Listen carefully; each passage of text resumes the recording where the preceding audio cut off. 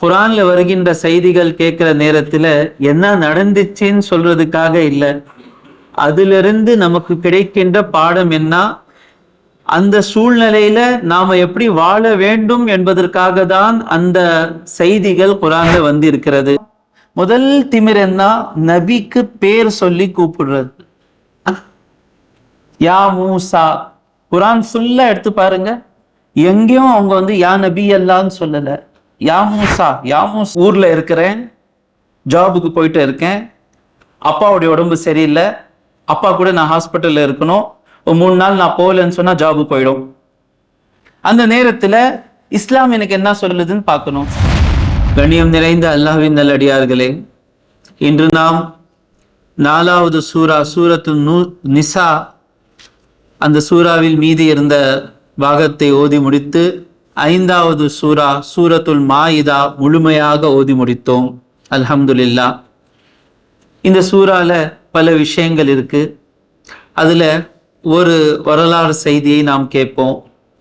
குரான்ல வருகின்ற செய்திகள் கேட்கிற நேரத்துல என்ன நடந்துச்சுன்னு சொல்றதுக்காக இல்லை, அதிலிருந்து நமக்கு கிடைக்கின்ற பாடம் என்ன, அந்த சூழ்நிலையில நாம எப்படி வாழ வேண்டும் என்பதற்காக தான் அந்த செய்திகள் குரான்ல வந்து இருக்கிறது. நாம் ஒரு மோமினாக வாழ வேண்டும் என்ற நோக்கம் இருந்தால், நான் இறையச்சத்துடன் வாழ வேண்டும் என்ற நோக்கத்துடன் வாழ்ந்தால், ஒவ்வொரு நாளும் சரி அல்லது மாதத்துல ஒரு வாட்டி நம்முடைய வாழ்க்கையில சில சூழ்நிலைகள் வரும். ஈமானா இல்ல உலக வாழ்க்கையா தேர்ந்தெடுக்க வேண்டும், கஷ்டமா இருக்கும் முடிவு எடுக்கிற நேரத்துல.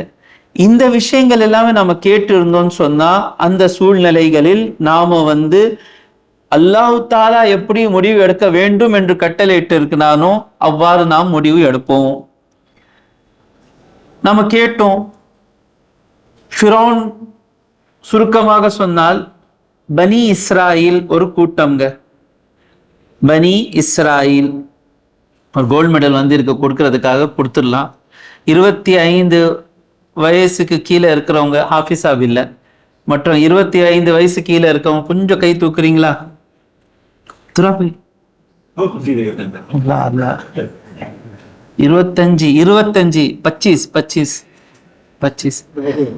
25 ரொம்ப கம்மியா இருக்காங்க. மாஷா அல்லாஹ். பனி இஸ்ராயில் அர்த்தம் என்ன? சைஃபரைஹான் नहीं बोलना.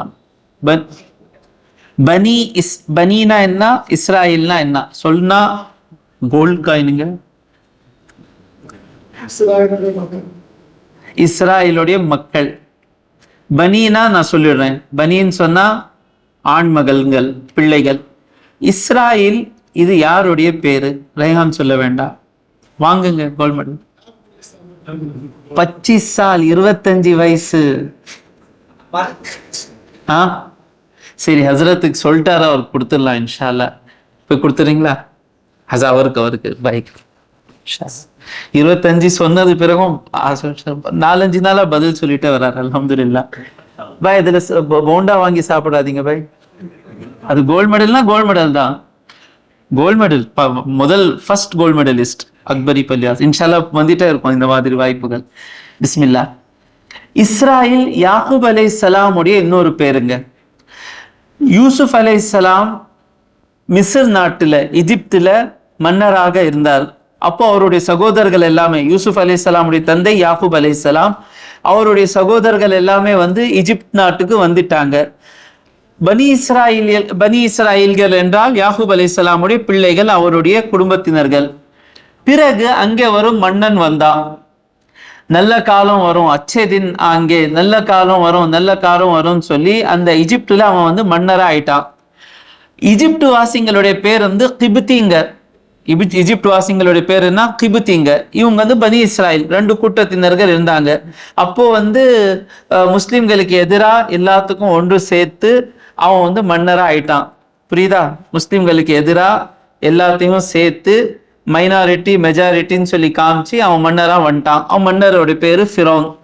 அவன் வந்து பனி இஸ்ராயில்களுக்கு அடிமையாக வைத்திருந்தான். அதுக்கு பிறகு அல்லாஹ் தாலா மூசா அலைஹிஸ்ஸலாம் ஃபிரௌன்ட்ட இருந்து அந்த அவர்களை காப்பாற்றி மிஜிப்ட்ல இருந்து வெளியில வந்துட்டாங்க.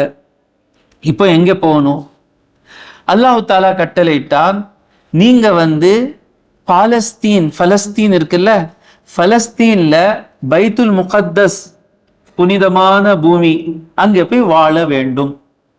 அல்லாஹ்வுடைய கட்டளை இருந்தால் அதுக்கு பின்னால் பல விஷயங்கள் இருக்கும், பல விஷயங்கள் வரக்கூடியதாக இருக்கிறது. இதுக்கு பிறகு அங்கே தாவூத் அலைஹிஸ்ஸலாம் வர போறாரு, அங்கே சுலைமான் அலைஹிஸ்ஸலாம் அங்கே பைத்துல் முகத்தஸை கட்ட போறாரு. பல விஷயம், ஈசா அலைஹிஸ்ஸலாம் வர போகிறார், யஹ்யா அலைஹிஸ்ஸலாம், பல விஷயங்கள் நடக்க வேண்டியதாக இருக்கு. அதனால நீங்க பைத்துல் முகத்தஸ் போங்க. அந்த பைத்துல் முகத்தஸ் கிட்ட போய் மூசா அலைஹிஸ்ஸலாம் 12 தலைவர்கள் இருந்தாங்க. 12 பிள்ளைகளுடைய 12 குடும்பங்கள், அந்த 12 குடும்பங்களுடைய 12 தலைவர்கள். அந்த 12 தலைவர்களை மூசா அலைஹிஸ்ஸலாம் அனுப்பி அந்த ஊர்வாசிங்க எப்படி இருக்காங்கன்னு சொல்லி பார்த்துட்டு வாங்க. பார்த்துட்டு யாருக்கும் எதுவுமே சொல்லக்கூடாது, யாரும் என்கிட்ட தான் சொல்லணும், வேற யார்ட்டையும் சொல்லக்கூடாது. இந்த 12 தலைவர்கள் போனாங்க. போய் பார்த்தா அங்கே இருக்கிறவங்க நம்ம மாதிரி ஆளுங்க இல்ல, எல்லாமே ஜெயண்ட்ஸ். ஜெயண்ட்க்கு தமிழ் என்ன சொல்லுவாங்க? பெரிய பெரிய ஹைட், 15 ஃபீட்டு 20 ஃபீட்டு. அவங்கள்ட்ட போர் செய்ய முடியாது, சாதாரண மனிதன் போர் செய்ய முடியாது. அந்த மன்னன் கூப்பிட்டா, தஃப்சீர் கிதாப்ல வருது, அந்த போன 12 நபர்களை இப்படி கையில எடுத்துக்கிட்டானா. 12 நபர்களை இப்படி கையில எடுத்து, என் கூட போர் செய்யறதுக்கு இருக்கீங்களா, உங்க நபிட்ட போய் சொல்லுங்க, உங்க லெவல் என்ன என்னுடைய லெவல் என்னன்னு சொல்லி இப்படி மிரட்டி அனுப்பி விட்டான். இந்த 12 பேர் போய் என்ன செய்யணும்? நபி சொன்னது அப்படிதான் செய்யணுங்க. நபி வர்றதே எதுக்காகன்னு சொன்னா, நபி ஒரு விஷயத்த சொன்னா அது அப்படியே கேட்கணும், யார்ட்டும் போய் சொல்லக்கூடாது, என்கிட்ட தான் சொல்லணும்னு சொன்னா. இந்த 12 பேர்ல 10 தலைவர்கள் பயந்துட்டாங்க. பயந்துட்டு மக்கள்கிட்ட போய் சொன்னாங்க, அங்கே போவாதீங்க, போர் செய்யறதுக்காக போனீங்கன்னு சொன்னா ஜெயிக்க முடியாது. அப்போ இந்த மக்கள் சொன்னாங்க, யா மூசா இன்ன ஃபீஹா கௌமன் ஜப்பாரீன், அதுல கொடுமைக்காரர்கள் இருக்கிறாங்க.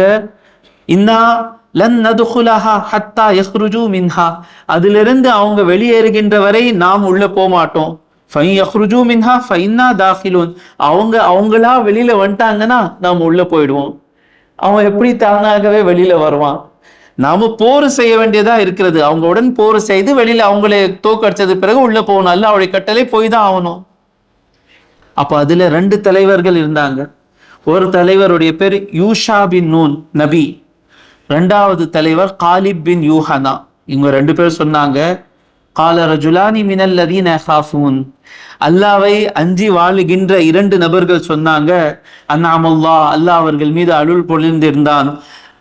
உதுகுலு அலைஹிமுல் பாப், ஒரு குறிப்பிட்ட ஒரு கதவு இருக்கு, அந்த கதவுலிருந்து நுழையுங்கள். ஏன்? அவங்களுக்கு தெரியும் அந்த கதவுலிருந்து நுழைந்தால் என்ன ஸ்ட்ராட்டஜி இருக்கு, அதுல இருந்து நுழையுங்கள்.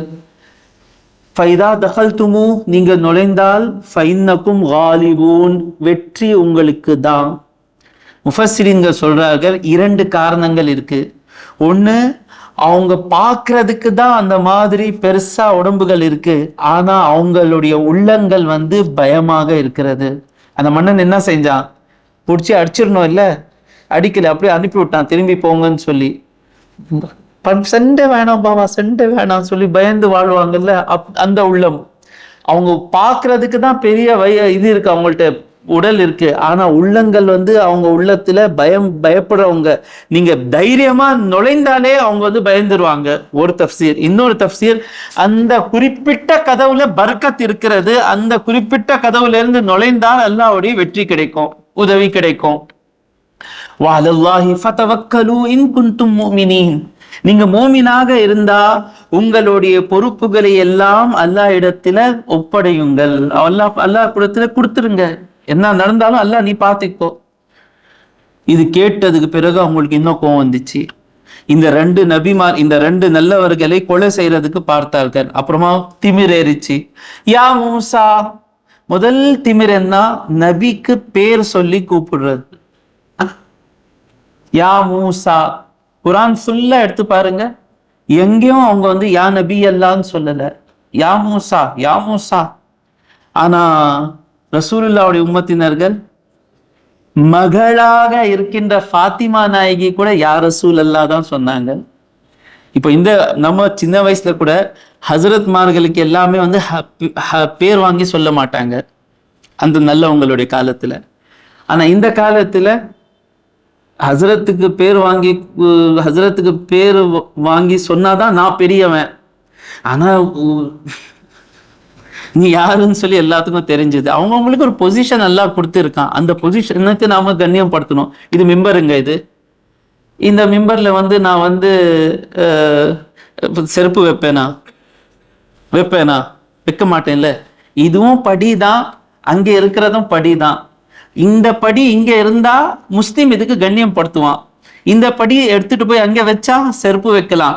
அதே மாதிரிதான் ஒரு இமாமு முஅத்தினா இருந்தா இறையச்சம் இல்லாதவர்கள் தான் அவங்களுக்கு பேர் சொல்லி கூப்பிடுவாங்க. நல்லவங்க வந்து ஹசரத் சொல்லுவாங்க. இது ரஹ்மான் பாய் சொல்லி, நஜ்முதீன் பாயோட அப்பா, எனக்கு 6 வயசு 7 வயசு ஹாஃபிஸ் ஆவறதுக்கு ஆரம்பித்தாலேயே எப்போ பார்த்தாலும் ஹாஃபிஸ் சாப் சொல்லுவார். முன்னாலே மட்டும் இல்லை, எனக்கு நான் இல்லாத நேரத்தில் பேசினா கூட வசீம் ஹாஃபிஸ் சாப் வந்துட்டாரா, அவங்க எல்லாம் வேற ஆளுங்க.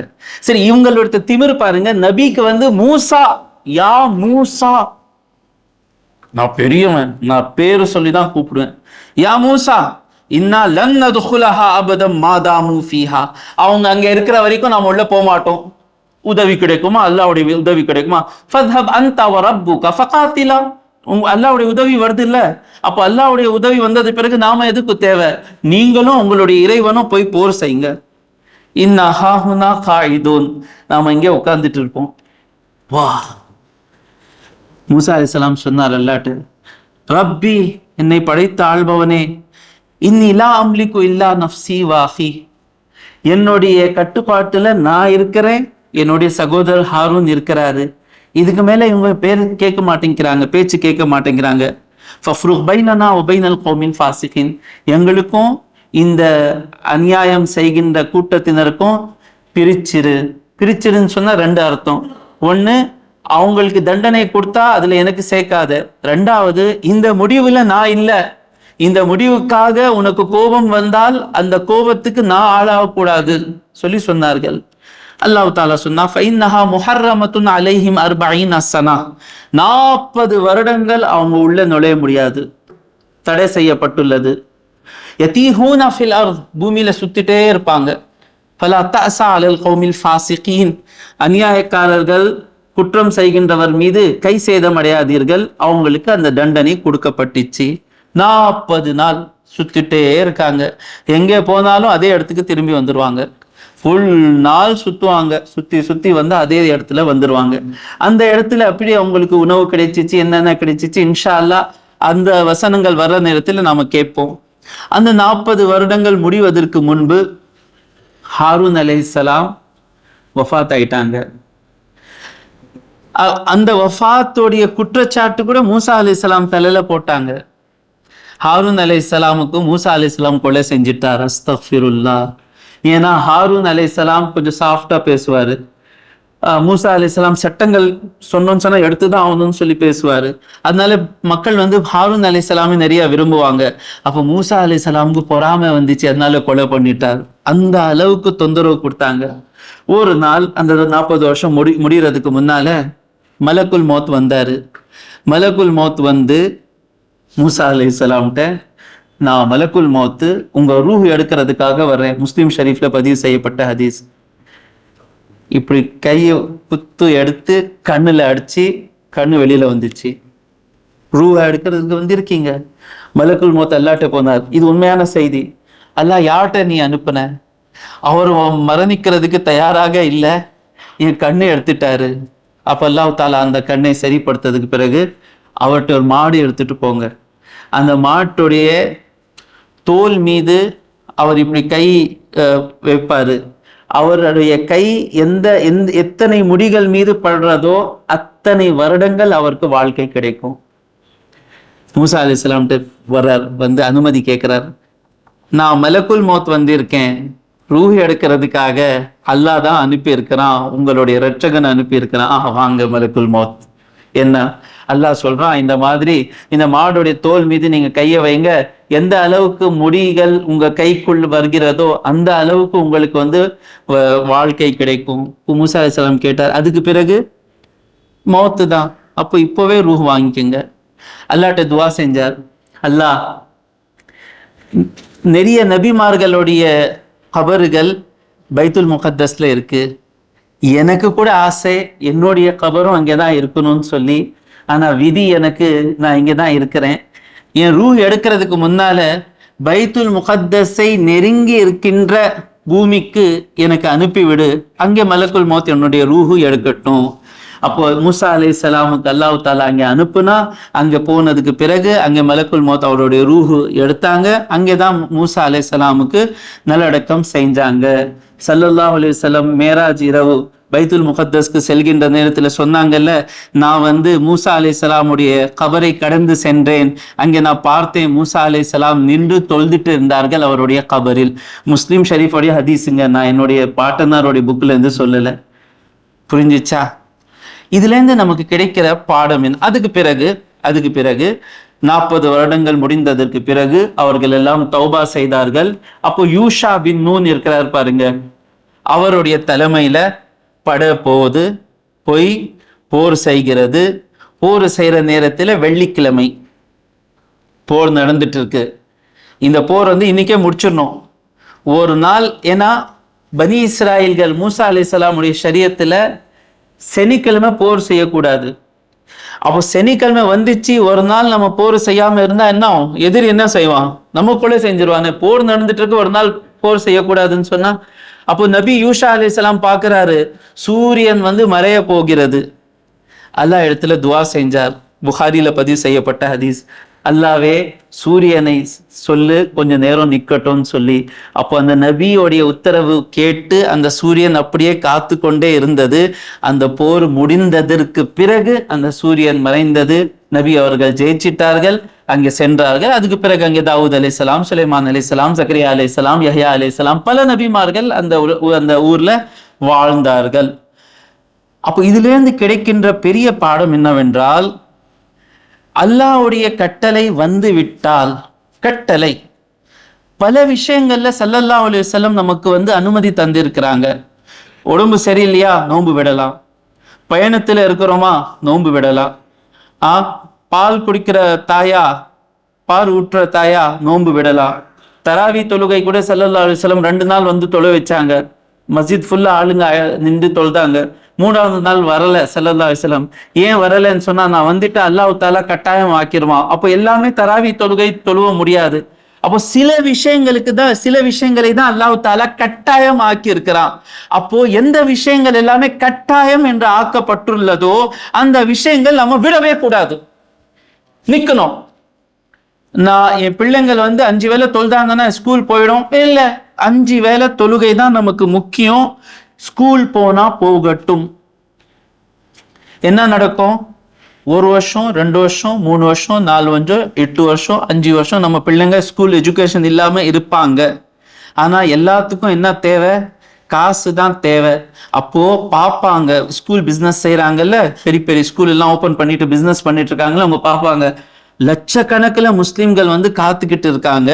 தொஹர் தொழுகை அனுமதி இருக்கின்ற ஸ்கூல்ல சேர்க்கறதுக்காக அவங்களே அட்வர்டைஸ்மெண்ட் போடுவாங்க, நம்ம ஸ்கூல்ல பசங்களுக்கு சேர்த்து வைங்க, நாம வந்து ஜொஹருக்கு பர்மிஷன் தரோம்னு சொல்லி நடக்கும். அப்போ கட்டாயமான விஷயங்கள் விடக்கூடாது. ஒரு 80-90 வருடங்களுக்கு முன்னால் டுனிசியான்னு சொல்லி ஒரு ஊர் இருக்கு, டுனிஷியா. அந்த டுனிஷியால ஒரு மன்னன் முஸ்லிம் தான், ஆனா உலக வாழ்க்கை தான் எல்லாமேன்னு சொல்லி நினைக்கிற முஸ்லிம். பர்கூபா அவனுடைய பேர், பர்கூபா. அந்த பர்கூபா பார்த்தான், என்னங்க யூரோப்ல எல்லாம் ரமலான் மாசம் வந்துச்சுன்னா எல்லாமே ஃபுல் வேலை செய்யறாங்க, ப்ரொடக்ஷன் எல்லாம் நிறைய நடந்துட்டு இருக்கு. நாம முஸ்லிம் நாட்டில் வந்து ரம்ஜான், இஸ்லாமிய நாட்கள்ல அழகா இருக்கும் ரம்ஜான். வெளியில வேலை செய்யறவங்க 12 மணிக்கு மேல வேலை செய்யக்கூடாது. யாராவது வேலை வாங்கினா ஃபைன், 12 மணிக்குள்ள ரோட்ல வேலை செய்யறவங்க, ஹார்ட் ஒர்க் பண்றவங்க எல்லாமே உள்ள போயிடணும். ஆபீஸ்ல ஒர்க் பண்றவங்களுக்கு எல்லாம் 3 மணிக்கு அனுமதி. அழகா இருக்கும் ரம்ஜானுங்க. அப்ப நாம இந்த மாதிரி பாதி வேலை தான் செய்யறோம். அதனால இஸ்லாமிய நாட்கள் ரமதானுடைய மாசத்துல பின் ஆயிடுறாங்க. அதுக்காக இவன் ஒரு சட்டத்தை கொண்டு வந்தான். இவனுக்குன்னு சொல்லி இருப்பாங்களே ஆலிம்கள், பர்குபாஜின்னு சொல்ற ஆலிம்கள்ட்ட போய், ஏன்பா அல்லாஹு தாலா பயணத்துல நோன்பு விடணும்னு சொல்லி அனுமதி தந்து இருக்கிறான்ல, அல்லாஹு தாலா நோயாளிங்களுக்கு நோன்பு விடணும்னு சொல்லி அனுமதி கொடுத்திருக்காங்கல்ல, இப்போ இந்த மாதிரி நம்ம வேலையெல்லாம் செய்யாம இருந்துட்டோம்னு சொன்னா யூரோப்பியர்கள் எல்லாம் முன்னேறுவாங்க. அப்போ ஒரு சட்டத்தை கொண்டு வாங்க, யாருக்கெல்லாம் வேலை இருக்கிறதோ, கஷ்டமான வேலை இருக்கிறதோ அவங்க நோன்பு விடலாம். அவனுடைய ஆலிம்கள் ஃபத்வா கொடுத்துட்டாங்க. இவனும் என்ன பண்ணா, டிவி வந்துச்சு அந்த காலத்துல. எல்லாத்துக்கும் முன்னால நான் இந்த சட்டத்தை கொண்டு வந்திருக்கேன், இது ஷரியத் படி கூடும், ரமதானுடைய மாசத்துல எனக்கு வேலை இருக்கு, அதுக்காக நான் ரமதானுடைய மாதத்துல தண்ணி குடிக்கிறேன்னு சொல்லி டிவியில குடிச்சான். மன்னர் எல்லாமே குடிக்கணும்னு சொல்லி ஃபத்வா எல்லாம் வந்துச்சு. ஆனா அந்த காலத்துல ஒரு ஆலிம் இருந்தாரு, ஃபுல் டுனிஷியா இப்னு ஆஷூர் ரஹ்மத்துல்லாஹி அலைஹியோட ஃபத்வா என்ன இருக்குன்னு சொல்லி கேட்டுட்டு இருக்காங்க.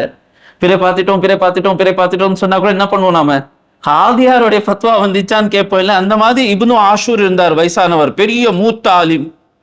அவருடைய ஃபத்வா என்ன? இப்போ இவனை அனுப்புனா, இவனுடைய மந்திரிகளை எல்லாம் அனுப்பி இப்னு ஆஷூர் ரஹ்மத்துல்லாஹி அலைஹி அவர்கிட்ட சொன்னா, நீங்க ரேடியோல சொல்லிடுங்க, இந்த மாதிரி யாருக்கெல்லாம் கஷ்டமான வேலைகள் இருக்கிறதோ அவங்க நோன்பு விடுறதுக்கு அனுமதி இருக்கு, நோன்பு விட வேண்டும் சொல்லி நீங்க ஒரு வாட்டி நீங்க பேசிட்டீங்கன்னா எல்லாமே கேட்டுருவாங்க. அவர் சொன்னார், உன்னுடைய ஆலிம்கள் எத்தனை பேர் பேசுறாங்கப்பா, நான் ஏன் பேசணும், நீங்க பேசினாதான் எல்லாமே கேட்டுக்குவாங்க. அப்படியா? வந்தாரு, எல்லாம் பாக்குறாங்க, ரேடியோவா டிவியா எனக்கு தெரியல, எல்லாம் கேட்டுட்டு இருக்காங்க. இப்னு ஆஷூர் என்ன பேச போறாரு, மன்னரும் கேட்டுட்டு இருக்கா. இப்னு ஆஷூர் சொன்னாரு, பிஸ்மில்லாஹிர் ரஹ்மானிர் ரஹீம், யா அய்யுஹல்லதீன ஆமனூ குதிப அலைக்குமுஸ் ஸியாமு கமா குதிப அலல்லதீன மின் கப்லிக்கும் லஅல்லகும் தத்தகூன், மோமின்களே உங்கள் மீது நோன்பு கடமையாக இருக்கிறது சொல்லிட்டு, ஸதகல்லாஹ், அல்லாஹ் உண்மையை சொன்னான், வகதப பர்குபா சொன்னது எல்லாம் போய், வாஹிரு தவானா அல்ஹம்துலில்லாஹி ரப்பில் ஆலமீன் சொல்லிட்டு போயிட்டாரு. இப்போ கூட பர்குபா இல்ல, ஆனா இப்னு ஆஷூர் ரஹ்மத்துல்லாஹி அலைஹியோட பேர் சென்னையில இருக்கிற அக்பரி பள்ளிவாசல்ல அல்லாஹு தாலா அவருடைய பேரை உயர்த்துகின்றான். தைரியமாக நிக்கணுங்க, கஷ்டங்கள் வரும். இந்த சேலஞ்சஸ் சொல்லுவாங்க வாழ்க்கையில, சேலஞ்சஸ்க்கு தமிழ்ல என்ன சொல்லுவாங்க, சவால், உருது சவால்கள் வரும் வாழ்க்கையில. ஆனா இஸ்லாத்துக்காக வாழுகின்ற நேரத்துல சவால்கள் வருது இல்ல. நான் ஊர்ல இருக்கிறேன், ஜாபுக்கு போயிட்டு இருக்கேன், அப்பாவுடைய உடம்பு சரியில்லை, அப்பா கூட நான் ஹாஸ்பிட்டல்ல இருக்கணும், ஒரு 3 நாள் நான் போகலன்னு சொன்னா ஜாபு போயிடும். அந்த நேரத்துல இஸ்லாம் எனக்கு என்ன சொல்லுதுன்னு பார்க்கணும். ஜாப் போனா போகட்டும், அப்பாவுடைய சேவையில நான் இருப்பேன்னு சொல்லி முடிவு எடுத்ததற்கு பிறகு இதான் சவால். இந்த மாதிரி சவால்கள் வந்துட்டே இருக்கு. ஏன் ஹஸ்ரத் என்னுடைய வாழ்க்கையில வரலையே, நான் சொர்க்கத்துக்கு போகணும்னு சொல்லி வாழவே இல்லையே, வாழ்றதுக்கு ஆரம்பித்தா அடுத்த நாளே இந்த சவால்கள் வந்துடும். ஆனா இந்த சவால்கள் வாழ்க்கையில வருது இல்லைங்க, இது ஒரு லிஃப்ட் போல. நம்ம சொர்க்கத்துல ஜன்னத்துல் ஃபிர்தௌஸ்க்கு போகணும்னு சொல்லி ஆசை இருக்குல்ல, ஆனா நம்முடைய கால் எப்படி இருக்குன்னு சொன்னா குழந்தையோட ஸ்பீட்ல இருக்கிறோம். என்னுடைய அமல்கள் எனக்கு ஜன்னத்துல் ஃபிர்தௌஸ்ல எடுத்துட்டு போக முடியாது. அப்போ இந்த சவால்கள் மூலமாக, இந்த சேலஞ்சஸ் மூலமா அல்லாஹ் லிஃப்ட் கொண்டு வர்றான். அந்த லிஃப்ட்ல ஏறின உடனே நமக்கு எந்த நம்முடைய இபாதத்களை கொண்டு எந்த அந்தஸ்துகள் அடைய முடியாதோ அந்த அந்தஸ்துகள், அந்த சவால்கள் அந்த நேரத்துல நாம அடைகின்றோம். உதாரணத்துக்கு சொன்ன போனா 2013 நான் துபாயில இருந்து திரும்பி வந்தேன். தராவி தொழு வைக்கலான்னு சொன்னா அக்பரி பள்ளிவாசலுடைய நிர்வாகம் என்னிடத்துல சொன்னது, தமிழ்ல பேசணும். கஷ்டம். அப்போ 10 நிமிஷம் பேசணும்னு சொன்னா 1 மணி நேரம் உட்காந்து வார்த்தைகளை தேடணும். ஒரு சவால். அந்த நேரத்துல நான் வேணாம் பாவா, அக்பரி மஸ்ஜிதே வேணாம், எனக்கு வேற எங்கேயாவது போயிடலன்னு சொல்லி போயிருந்தா இப்போ ஒரு தமிழ்ல பேசுகின்ற ஒரு ஆலிம் உம்மத்துக்கு கிடைச்சி இருப்பாரா? அப்போ அந்த சவால் எனக்கு வந்தது, அந்த சவாலை ஃபேஸ் பண்ணோம். அல்ஹம்துலில்லாஹ் ஒரு அளவுக்கு அத்தனை பேர் உட்கார்ந்து கேட்கிறாங்க. இது ஒரு உதாரணம் தான். அதே மாதிரி இந்த மறுமை வாழ்க்கையில முன்னேறுவதற்காக நமக்கு வருகின்ற சவால்கள். ஜகாத் கொடுக்கணும். ஒருத்தர் கேட்டார், எனக்கு தாம்பரம்ல இருந்து கேட்கிறார், ஹஸ்ரத் 2 நாள் முன்னால தான் நாம ஒரு வீடை வித்து இருக்கிறோம், அதனுடைய காசு அட்வான்ஸ் காசு 50 லட்சம் வந்திருக்கு, 2 நாள் முன்னால தான் ஜகாத் கொடுக்கணுமா?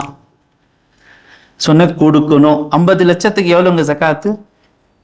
1,02,500.